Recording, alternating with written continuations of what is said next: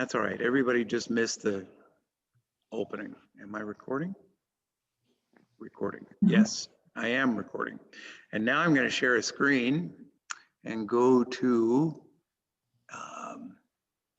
Unit 14.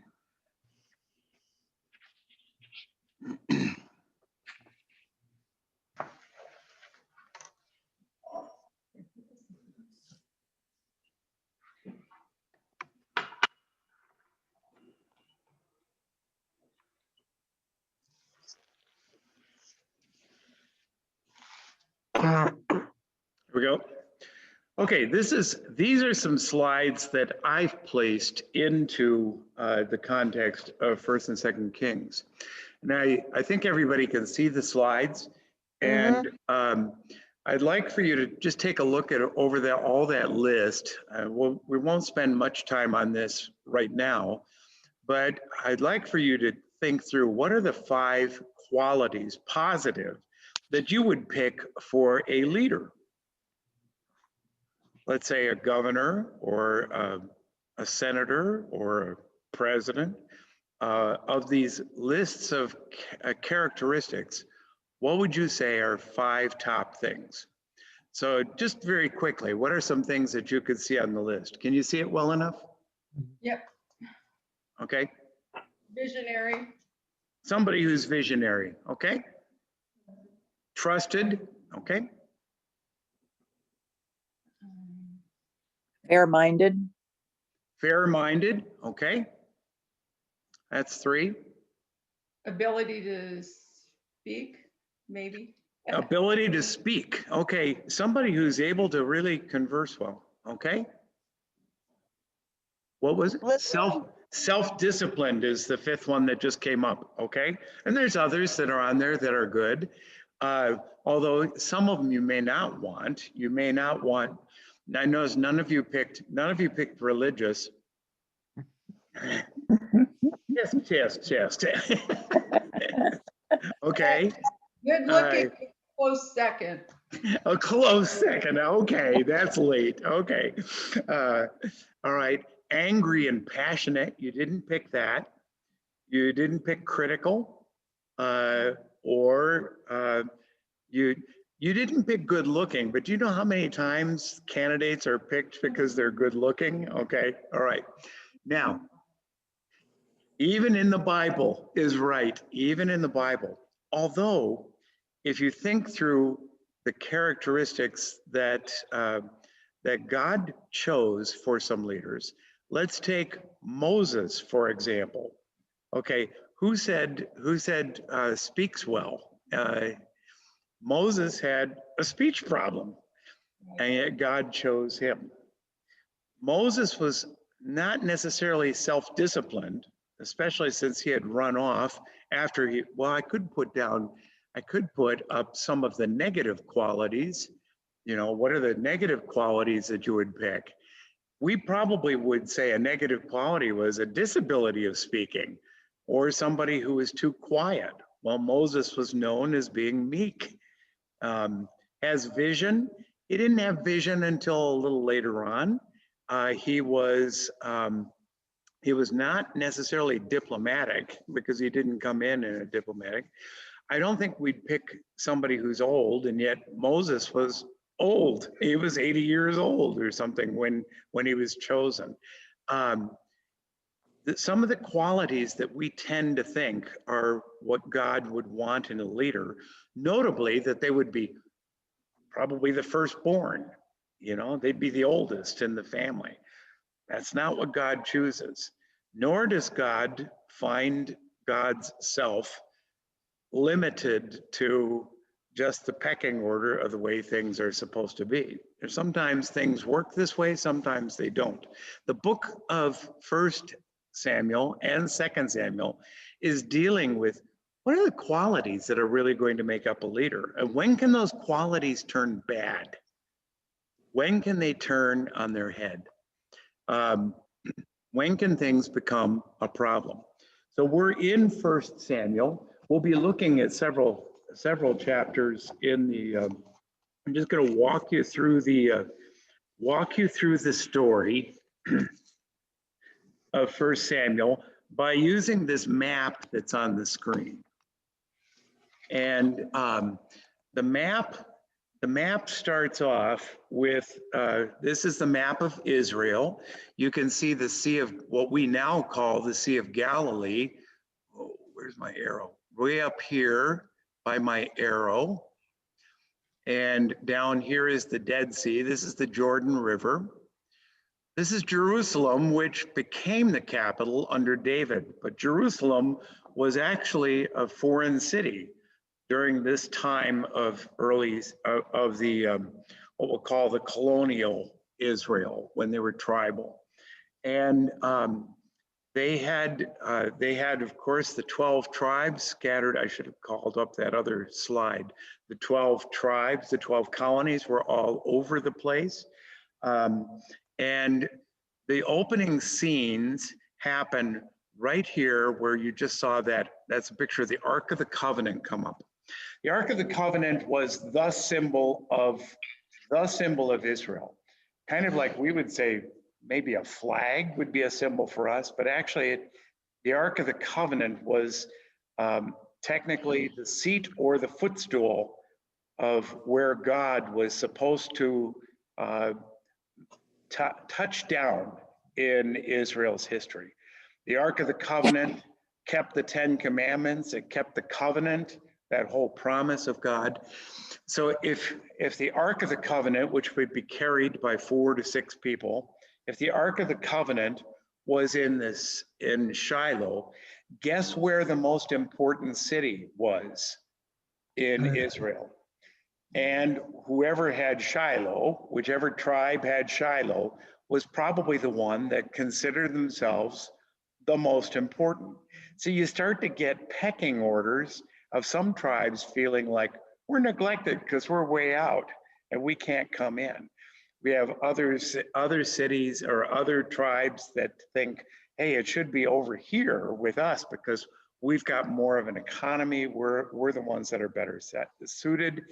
At the same time, remember, in Israel, there are Canaanite communities that are in better prosperity and better, they have better government because they're operating under kings. Kings did not have landlocked areas. Kings were, as far as the sheep would roam, the kingdoms, went over one another. And in the same way, we have these tribal groups along with these Canaanite groups. They're all meshed together.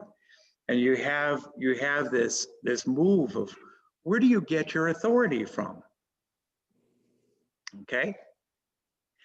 Okay. All right. We think things are confusing right now with where's the vaccine coming from? Imagine if you were trying to do it in this type of mishmash of how do you handle something nationwide? Remember, you are the people of Israel, but tribe of Judah first. We take care of our own first. And the tribe of Dan up here says, how dare you? You're forgetting us, And we have the judges, and the only judges that are around are not, well, they come and go. There are some times that there's seemingly no judge. At this point, there's no Samuel. So the Philistines, do you see them over here on the coast? Mm-hmm. Okay, Philistines, the Philistines are the only tribal group that are still around, except we don't call them Philistines anymore. What do we call them? Palestinians. We take on the Latin name for them. The Philistines are the bad boys on the block in terms of what's happening. And the Philistines decide, let's take the power center of Israel. And the power center seems to be in the priesthood more than in anything else. So they form a battle to steal the Ark of the Covenant. And they steal the Ark of the Covenant, taking it away. I keep losing my arrow here. Okay. Taking it away from Shiloh. Okay. In the Battle of Aphek, they win it, and they take it to a number of cities. Unfortunately, when they take it to a city, there's something that's called boils that break out on them. We aren't sure if it's boils or the Philistines are getting boils, or it could very easily be a boil on the butt called a hemorrhoid. And I like that better, that they suddenly start getting hemorrhoids. And it's just irritating enough that the Philistines actually send the ark back. Finally, they want to get rid of this thing because it's just creating enough problems in town. And so they can't figure out how do they confront their enemy with the Ark of the Covenant. Finally, they get a couple of cows and they hook the Ark of the Covenant to it and just tell the cows, go. And if the cows end up in the right direction, that's fine. So you can imagine all these, there's no leader. Instead, the Israelites are looking, and over the hill one day comes, that's the Ark of the Covenant being led by 4 mooing cows. It's like, it's actually a humorous story that God is going to take care of them, even though they don't know how to take care of them. So as this matures, as this develops,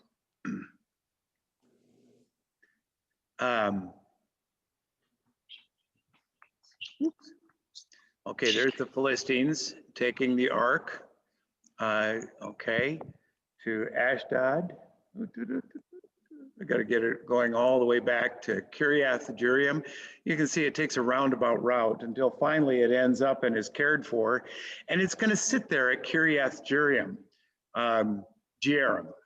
which becomes the most important place. At this point is when Samuel starts becoming probably one of the best judges or governors of all of Israel's history. Samuel is recognized by Eli as being a better judge than his own sons would be.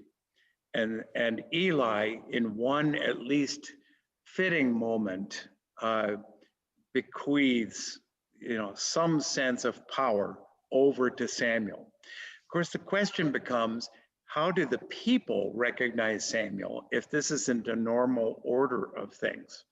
How are the people going to recognize, that Samuel is the judge? Well, it's partially because of the good decisions that he's able to lead people to. But Samuel begins to get all sorts of repercussions from the people who have been told in their covenant, you should not have a king because God is your king. But the people are looking around at all of the communities around them and the countries that they hear about everywhere else. Guess what everybody else has to centralize their leadership? A king. And if you know people like we know people, when people look at somebody down the block and say, hey, they got it better than us, what do they tend to do? They tend to look and say, we should have it that way. And so they start badgering Samuel to have a king in some way. The first section of Samuel is negative to a king. But then at one point, finally, God tells Samuel, let him have the king. Let them have the king. Because it's just going to be, it's going to be chaos until they have some type of centralized leadership. And Samuel comes back with some qualifications that should make for a good king. Samuel comes back with enough leadership to be able to pull some sense of tribal confidence to saying, okay, here's what we're going to have we can't have a theocratic state, we will have a monarchy. But to move from a theocracy, which means God is the government, as opposed to a democracy, which is what? The people have the government, okay? And they're going to move to a monarchy, to some type of kingship, which was the only thing they knew at that time. Greece, Athens had not come up with their whole stuff of democracy yet. That's another 300, 500 years later after this. So there were no democracies anywhere. Instead, everything was a theocracy, which was actually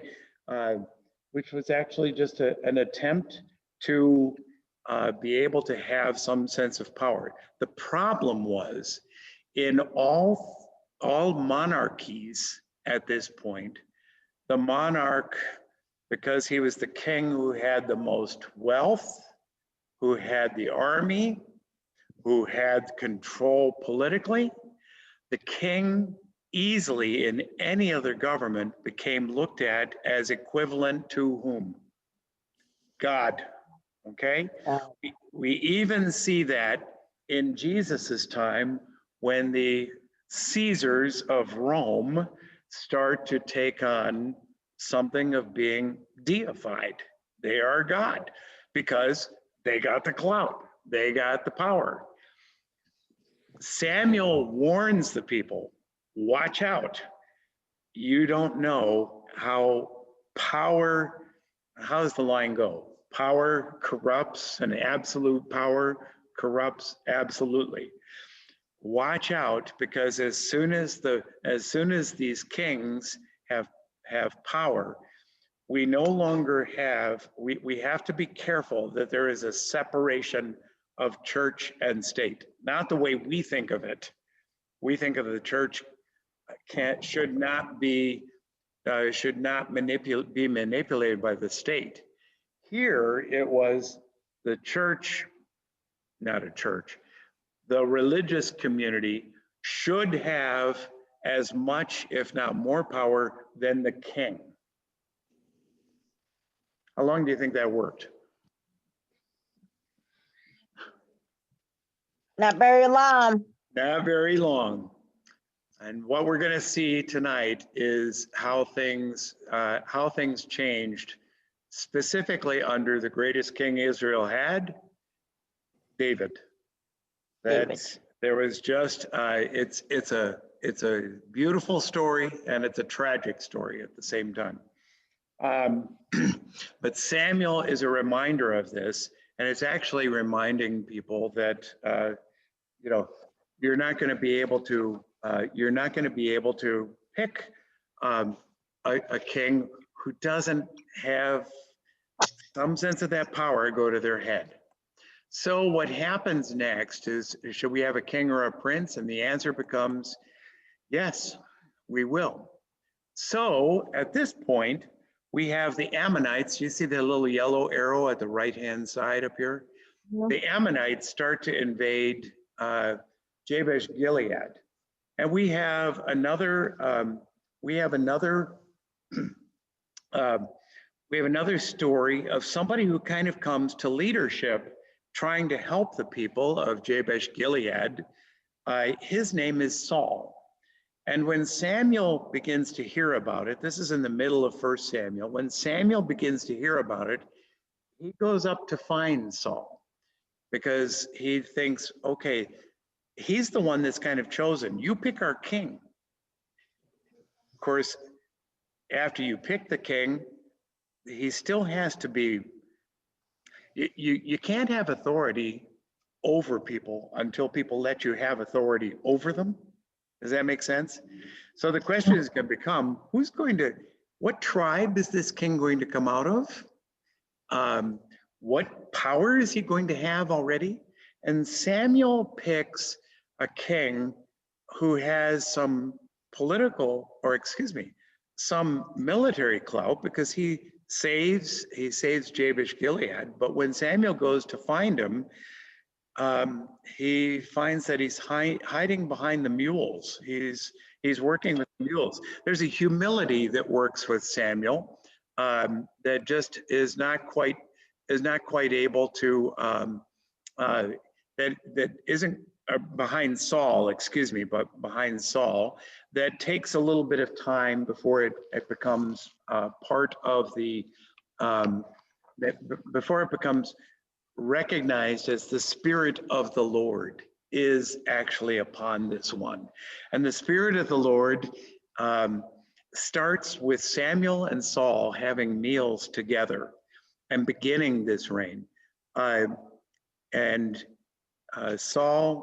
Samuel, excuse, getting the names mixed up.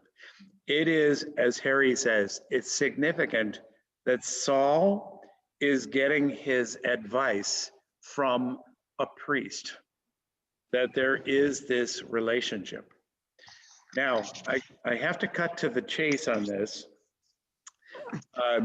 because this is where Saul starts to get into problems.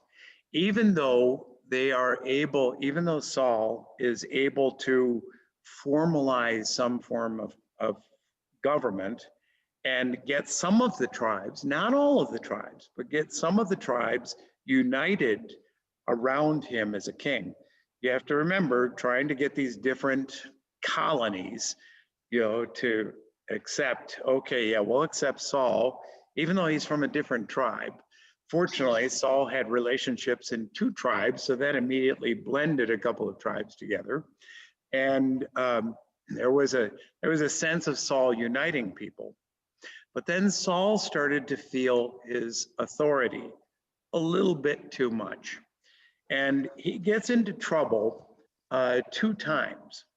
In each time, it's because he asserts himself while he's waiting for the priest Samuel to come. He asserts and just says, okay, I don't need to wait for him. I can declare a holy war on my own. God says, no, that's not what you were chosen for. You were chosen to work in conjunction with Samuel. And Samuel really chastises Saul for that. In both cases, Saul takes on too much, what do we call that? When he takes on too much ownership. Takes on too much power. Thank you, Danita. He takes on too much power and asserts himself in ways that show that he's not really the best for kingship. So what God kind of hints to Samuel about, while Samuel is aged, is we need to pick the next leader. God does not say we need to get rid of Saul, but he does say we're going to pick the next leader so that a different family is able to, we're going to start to pick another family. What's fascinating at this point is how David is picked. Notice that we have a number of stories in 1 Samuel. If you'll turn to 1 Samuel 13.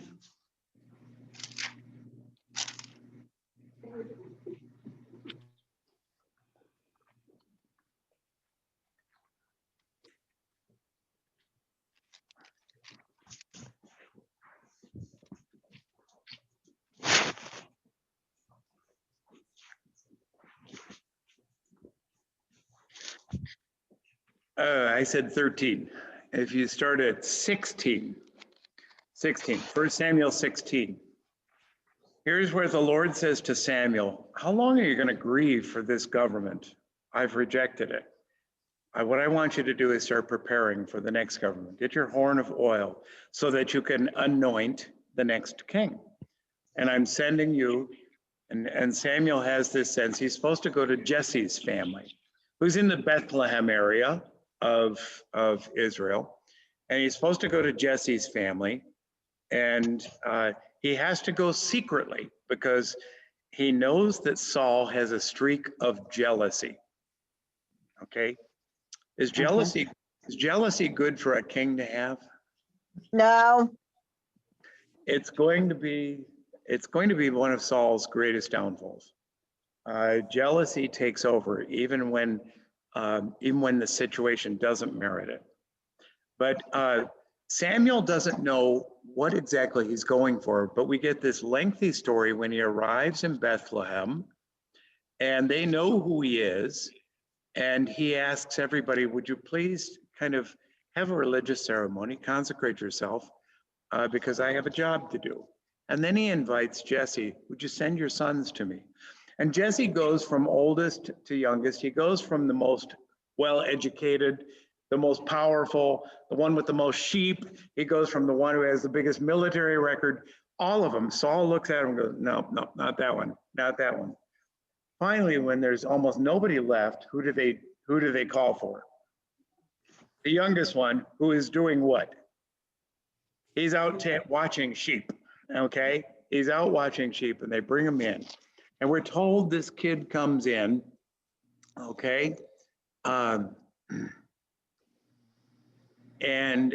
he comes in,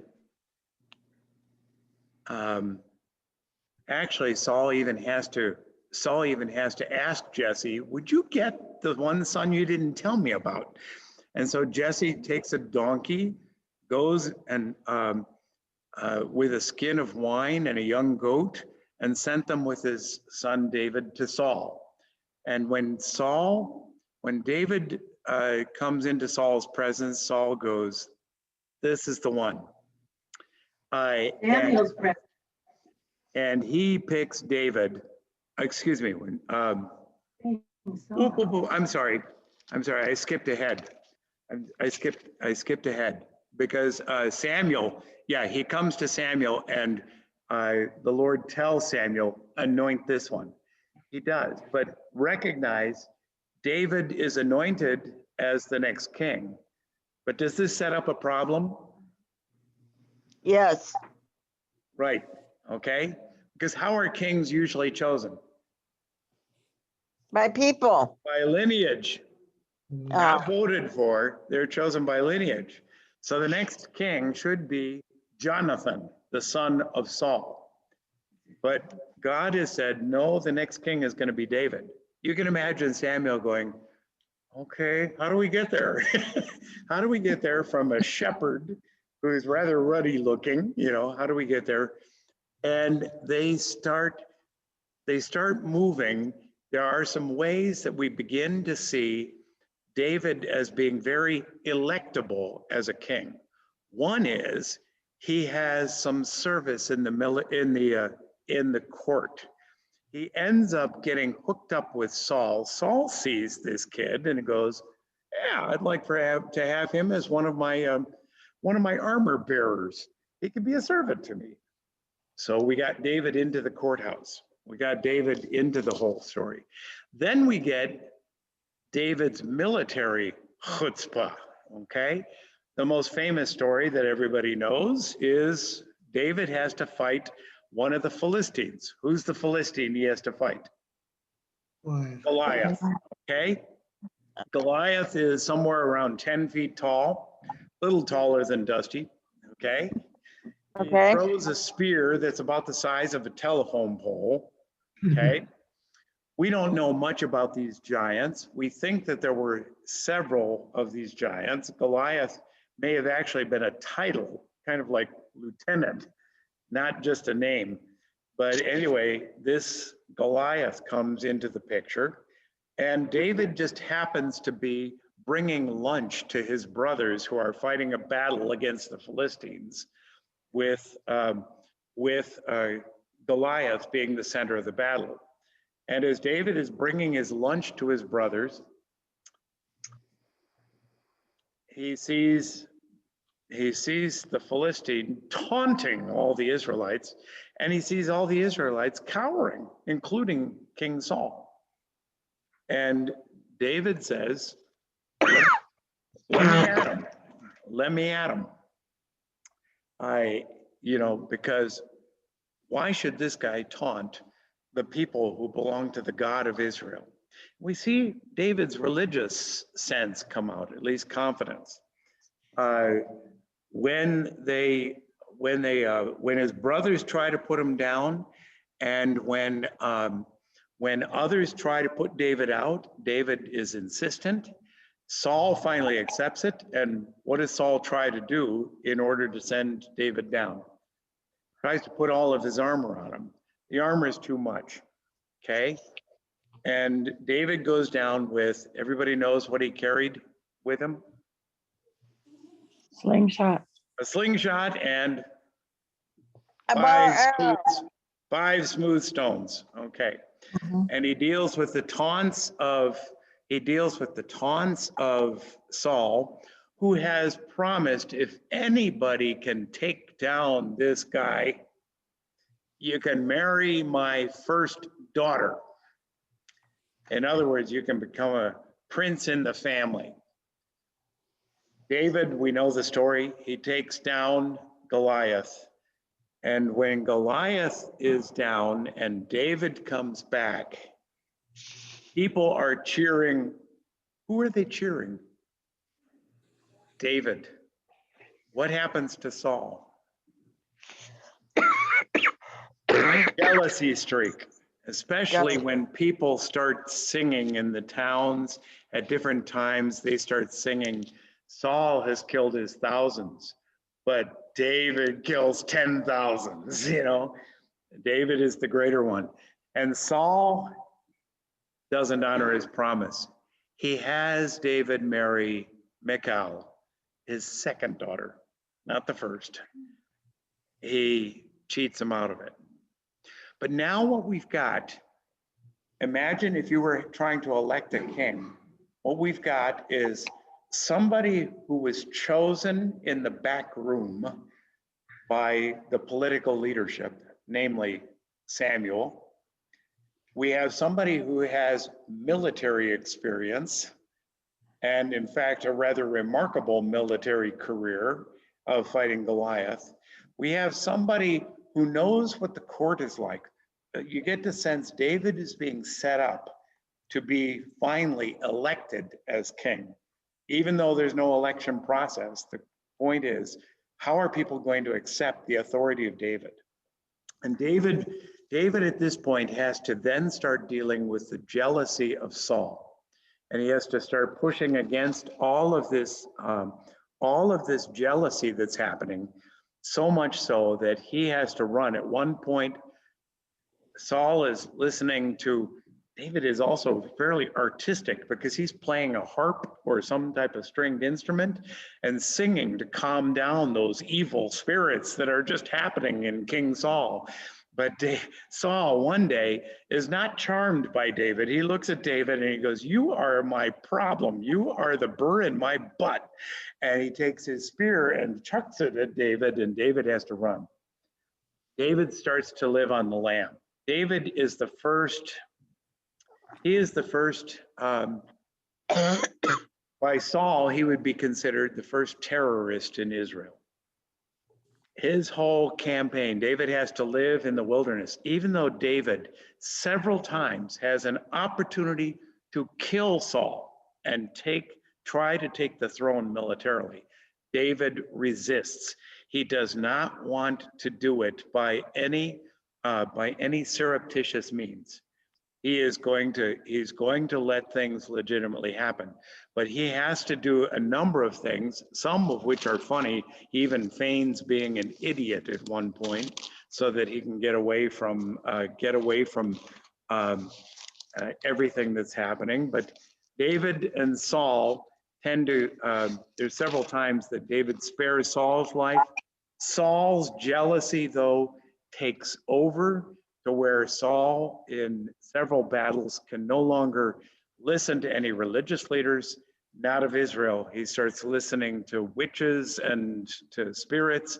The witch at Endor becomes kind of the last straw.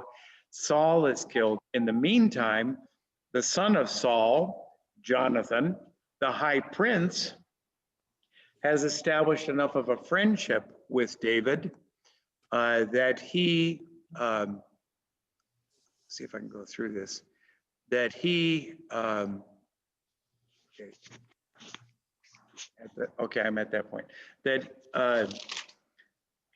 he recognizes that his family will not be in kingship.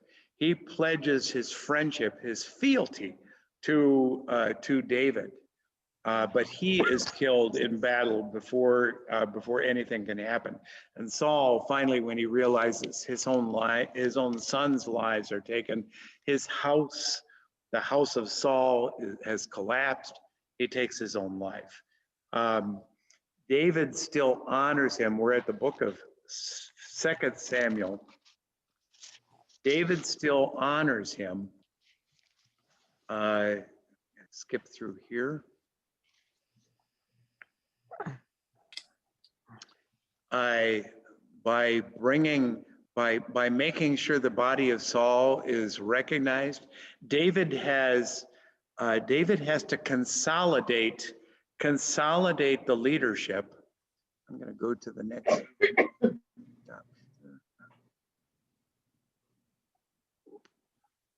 And go to my next share screen. I'm going to unit 15.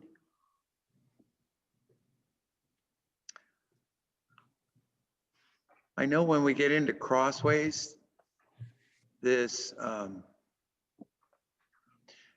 picture of Saul, of David, always kind of haunts us, because is David, that's David looking out at you from there. Is David nice? Or do you, No. what do you get a sense of David when you're looking at that picture? What's your feeling of David? Cunning? There's a little bit of, yeah. Not as though he's mean, but he sees through things. David is a sharp cookie, okay? He knows what's happening. And David, as he moves into leadership, one of the first things that he does is he starts off, he receives his anointing at Hebron. He receives a couple of generals under his command, under his leadership, notably Abner, who will become one of his henchmen. I think I can use that term. And he unites Jabesh Gilead in recognizing his leadership by respecting Saul, and then by bringing Jabesh Gilead in under his domain. You have to remember, David was from the Judah turf. That's where Bethlehem was, but he now allied another community, and he's able to pull all this together to where he finally moves everything from Hebron and Shiloh to a new city that he quickly overtakes. A little city that's surrounded by walls called Jebus, which he renames Jerusalem, the city of peace. And he makes Jerusalem his headquarters. And then he does some of the things that the other judges were not able to do. But as he establishes and conquers Jerusalem, that's 2 Samuel 5. And he brings the Ark of the Covenant to Jerusalem. By bringing the Ark, he's created in Jerusalem. What has he made Jerusalem? The capital and the religious capital. He's now forging, and he's got the religious capital right there along with his own political capital. He's got the Ark there, which means that the priests are going to be gathered around. There's no temple yet, but he's able to build a palace. And just as he's able to build a palace, one day it strikes him, you know, I've got a nice house, but look at this Ark over here. It's still under a tent. And he thinks, I'd like to build a nice house for God. So he tells his pastor, I love this guy. His pastor is chapter 7, okay? Chapter 7, verse 3. Who is it? Nathan. Nathan is his, we call him his prophet or his priest, but it's actually more his pastoral advisor. Nathan is the one David keeps turning to in a number of cases, or in some cases, he doesn't turn to soon enough. But David turns to Nathan and says, I want to build a house for God. Nathan says, whatever you want, go ahead and build it. But then something happens to Nathan that night. Nathan gets a word in his head. No, go and tell my servant. Now you have to see this, because here is a predominant covenant in the book of in the books of the Old Testament. And in fact, God says, I'm moved that you want to build me a house, just like your house, that you want to build a place. But then I don't want that, especially from somebody whose hands have been bloodied. I don't want that. But I'll tell you what I'm going to do. I took you from a pasture. Remember, David was what? A shepherd. I took you from a pasture and I made you a shepherd, a king. I made you the shepherd. I have been with you and I will continue to be with you. And I'm so honored that you want to build me a house, that I'm going to build a house for you.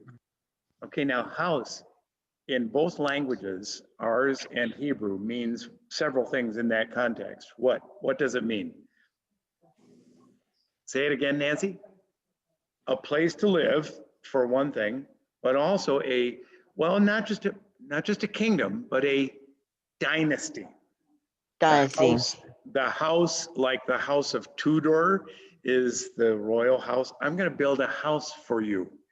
And in fact, I'm going to allow, this is actually replicated from the Abraham covenant, that your offspring, one of your offspring will rule. Hence, you can see why it's so important when the book of Matthew says Joseph's lineage and Mary's lineage are from, they don't go back to Abraham, they go to David. That David. Jesus is a son of David, to show that his kingship is from the family of David. So this relationship, but this promise is your verse 16. Mike, would you read 2 Samuel 7, verse 16?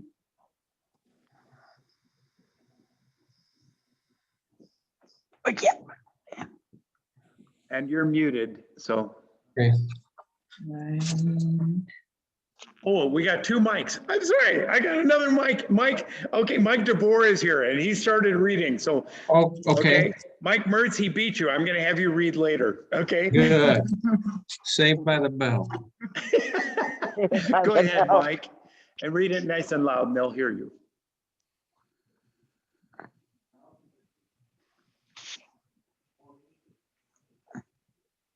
Okay, forever means forever, okay? Your house and your kingdom will be established forever. So we now have David has just received the covenant.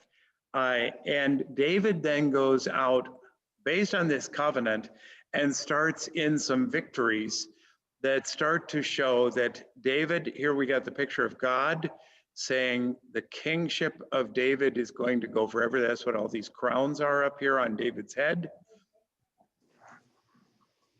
David would understand something, that there's a big promise. And he would understand why the promise was being fulfilled. But then David moves out and he establishes the greatest boundaries Israel ever knew by taking over into Syrian turf, into Moabite, Ammonites, Edomites, Amalekites. The Philistines, he's actually got some types of agreements with the Philistines. The Philistines are the only area that weren't conquered. That is now the Gaza Strip. Okay, that is that's the area that was unconquered by David. But okay, I'm gonna leave this one because now we have to get to the denouement. And I have less than -2 minutes to tell this story. Okay, I want you to turn to 2 Samuel 11. Mike Mertz, get ready to read.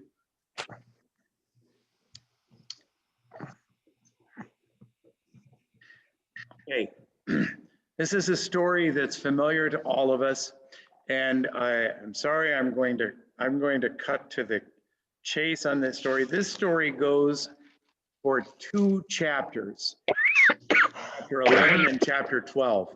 That's a lot of Hebrew ink, okay, for one story. If a story takes this many words and is told in such detail, it's important, okay? even though the story took place over like a 9-month period or a year period, this becomes a key story. Why? Notice some things. I'm going to start in the spring at the time when kings go off to war. David sent Joab out with the king's men and the whole Israelite army. There's a clue right in there. Usually when kings go out to war in the spring, the king goes with them. But now David is doing what? He's staying home. He's sending others to do his duty. And then you'll notice, and Mike, I want you to read verse 2, okay? One evening, David got up from his bed and walked around on the roof of the palace. From the roof, he saw a woman bathing. The woman was very beautiful, and David sent someone to find out about her. Okay, so now just where David is at is kind of a key point in the Hebrew mindset. Where is he at? Up on the roof. He's also at the highest point of his kingship. From here on, things are going to go downhill. He's received the promise, but he's on the top of the palace and he's looking out, and you know the story well enough. He sees somebody else bathing over there. So we've got a voyeur for one thing, okay? He finds out who she is, and you know what happens. He entices her to come over, not entices, he orders her to come over. How much chance did Bathsheba have to say no to the king? You don't say no to the king, okay? So she comes and she beds with him for one night, okay? And then she goes back, and then comes the problem. What does she tell David? She's pregnant. I'm pregnant. Pregnant. So David then concocts some ideas as to how to cover it up. We're back to the Adam and Eve story. Remember? Cover-ups, okay? We come back and David says, I'll tell you what, who's your husband? Well, he's that Hittite named Uriah. Okay, we're gonna get Uriah to come back and spend some time with you. Maybe we can cover this up. So Uriah comes back from the front lines of the battles. Uriah comes home. When he comes home, David says, well done, good soldier. Take some time off, go be with your wife. Uriah says, I can't do that. I have to stay focused on the battle. David goes, right. Okay. Okay. So sends Uriah back along with another messenger telling Joab, the general, I take Uriah and gosh, he's such a good soldier, would send him out on the front line. Joab goes, send him on the front line. That's going to get him killed. Nevertheless, Joab does.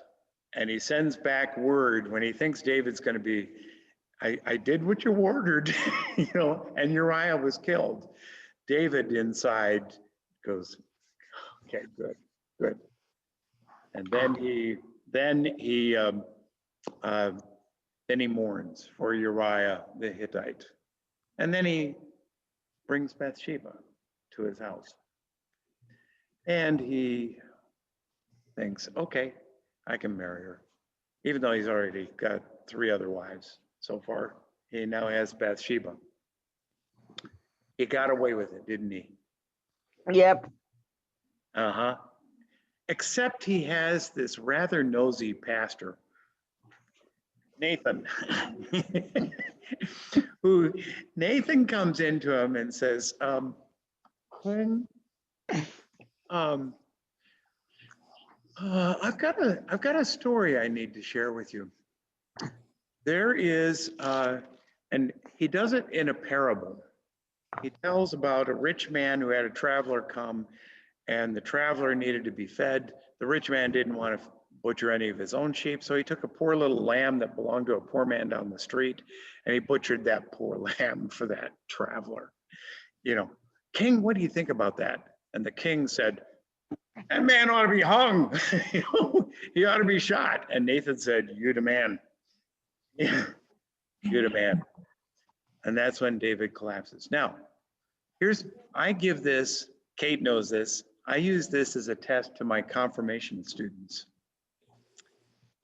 When we're going over the story of the 10 Commandments, and we list all 10 commandments, I ask, which ones did David break and how? What commandments did David break in that covenant? The first one that we think of is adultery, Mhm. murder, lying, Mm-hmm. okay, coveting, there was coveting, Mhm. Mm-hmm. you could say the first commandment, because who was God at that point? He was sitting up on his high roof looking down over all this. And David is actually, he is not chastised for adultery. That's not it. He's chastised for abuse of authority. He's chastised for misusing his whole kingship in the place of God. And David undergoes judgment, a judgment that at first, I remember when I used to read this, I thought, okay, he kind of got off scot-free. But actually what it did was David actually said there should be, the rich man should pay back 4 lambs or 4 sheep to the poor man, you know, as part of the judgment. He writes his own punishment because his 4 children will suffer the consequences. The child dies. The child dies. You're going to see his oldest son, his daughter, Tamar, and another son die before the son of Bathsheba, the second son of Bathsheba, Solomon, becomes the king. The stories from then on in David are we see the child die. We see, let's see, it's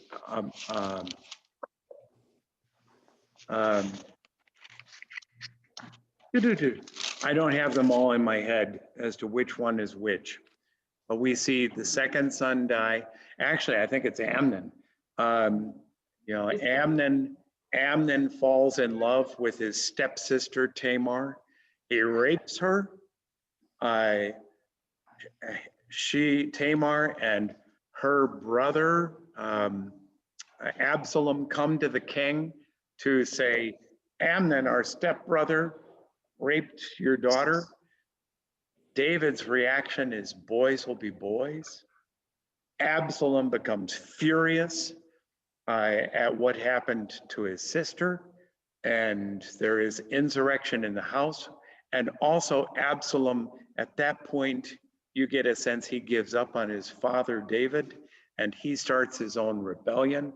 We get a schism in the house of David as Amnon gets killed, as Absalom later on is killed by Joab the general. When Joab sees that no good can come out of Absalom, the house of David starts to fall apart. But God is still going to honor his promise that of the lineage of David, and it's going to come through Solomon. We have a rather remarkable story of David consolidating all of this history around Jerusalem, of him forging probably the greatest boundaries that Israel would have, of him formalizing a nation gathered together under a kingship. And then things go south. Then things start to go downhill. I want to finish with Psalm 51.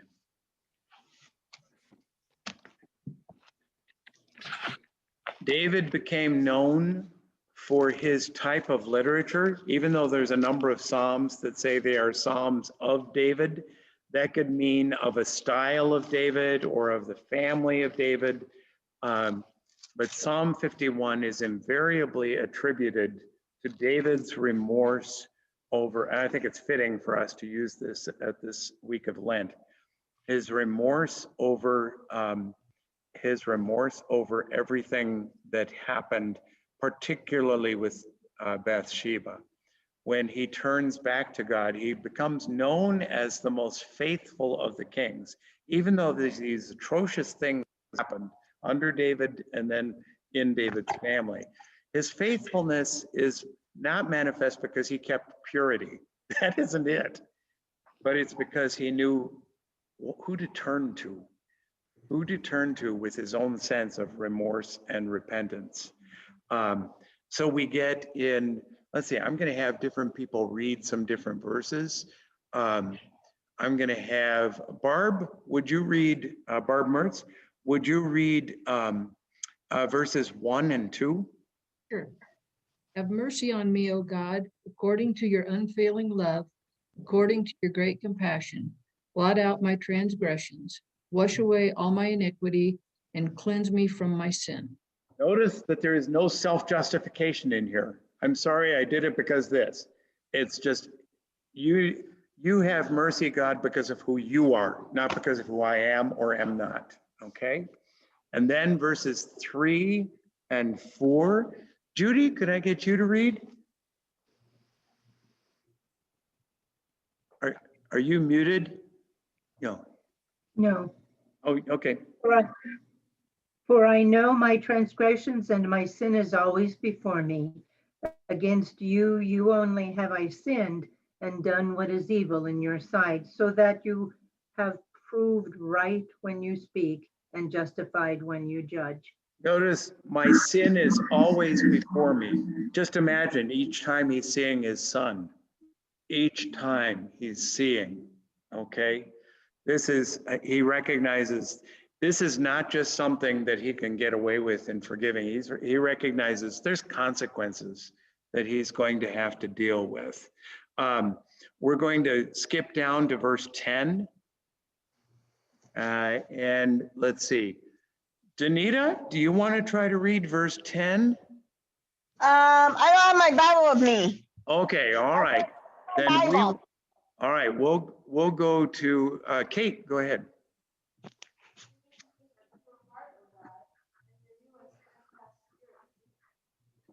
You ever heard that before?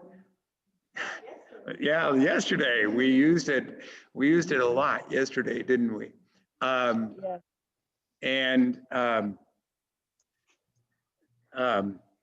And actually verse 17. Nancy, would you take verse 17?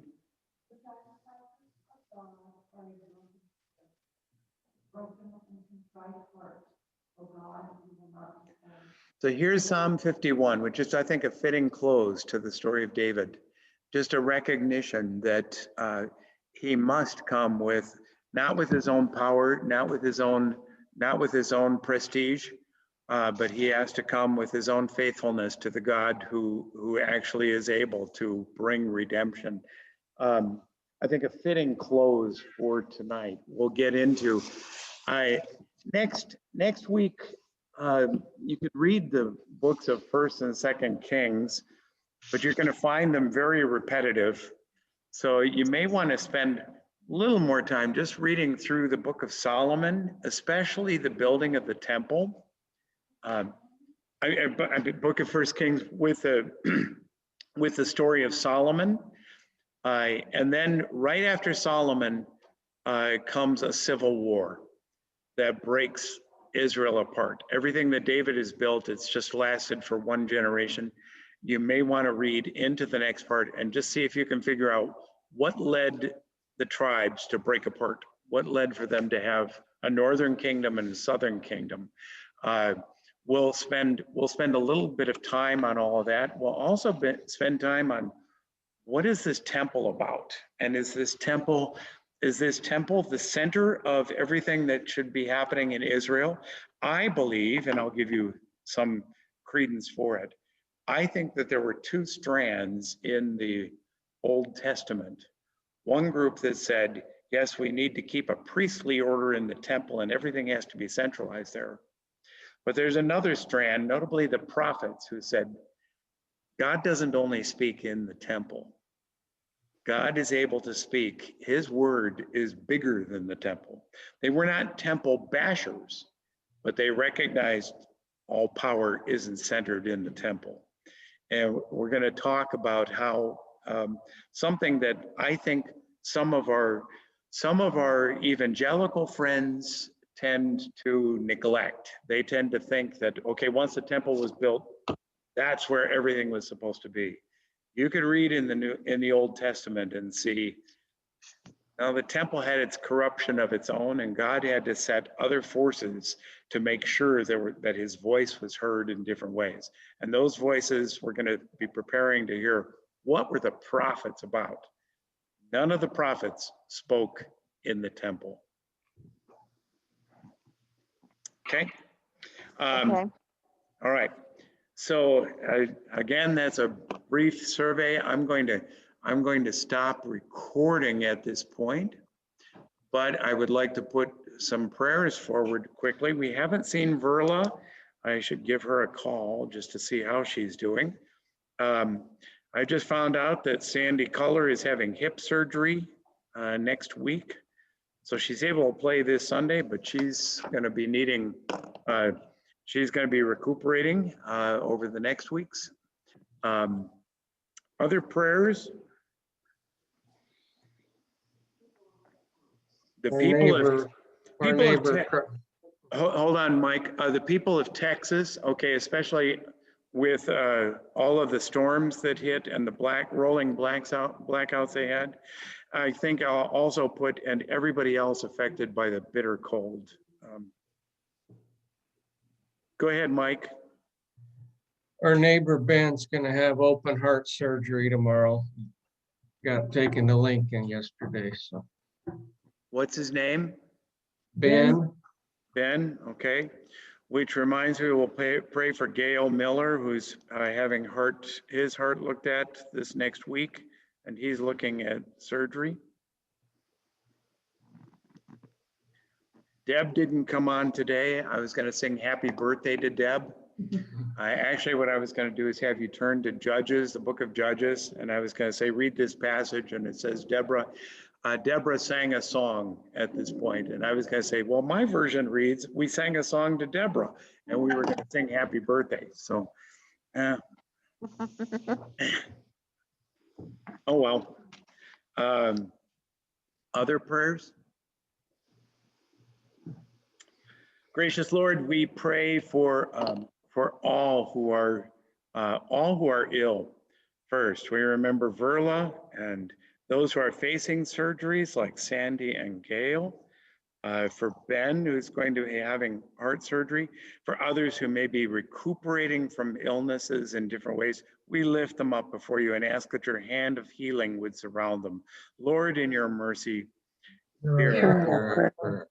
We pray for the people, particularly in Texas, who have undergone all the rolling blackouts, the issues that the storm brought, the coldness that they were not prepared for, as well as everybody else who suffered in all of this bitter cold that has swept down upon our country. Be with all of us as we attempt to rebuild and regroup. Lord, in your mercy, hear our prayer. We offer your prayers we offer prayers for us as we regroup during this Lenten season and open our doors in worship, that we may be safe in the way that we offer that worship together, but that we may have a sense of joy and rejoicing at being able to find healing as community together. We lift our worship life together in Jesus and say, Lord, in your mercy, hear our prayer. And we know that we can join together in a prayer that you taught us. We can say, Our Father, who art in heaven, hallowed be thy name. Thy kingdom come, thy will be done, on earth as it is in heaven. Give us this day our daily bread, and forgive us our trespasses as we forgive those who trespass against us. And lead us And not lead us into not into temptation, temptation, but deliver but us from deliver evil. us from evil. For thine is the For thine is the kingdom, kingdom, and the power, and and the power, glory, and the glory, forever and ever. forever and ever. Amen. Amen. I wonder if we should all try to sing happy birthday to Deb, and I could record it on Zoom and send her. You like that idea?